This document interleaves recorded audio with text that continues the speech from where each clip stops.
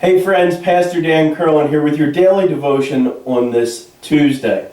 Today we're taking a look at Daniel. We're taking a look at Daniel 11, 14 through 19. As always, the scripture's down in the description of this video. If you haven't had a chance, feel free to pause the video, go down there and read the scripture for yourself this day. Now we're picking up again today where we left off yesterday, picking up in verse 14.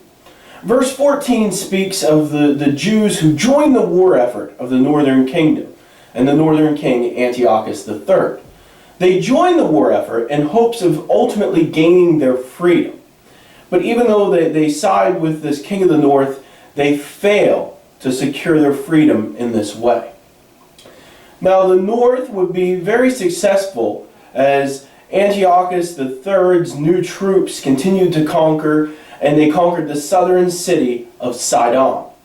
Antiochus II would have control. He would form a peace treaty with the southern land of the Ptolemies. As was the custom of the day, he gave his daughter, Cleopatra, in marriage to Ptolemy V.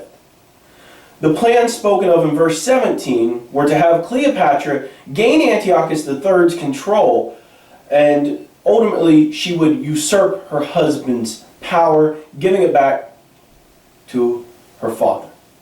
Now verse 18 tells us that after failing in the south, Antiochus III would turn his attention to Greece along the Mediterranean coast.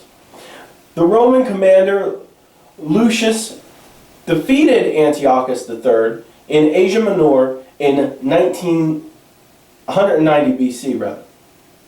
Antiochus was forced to retreat, and he would ultimately be assassinated a few years later.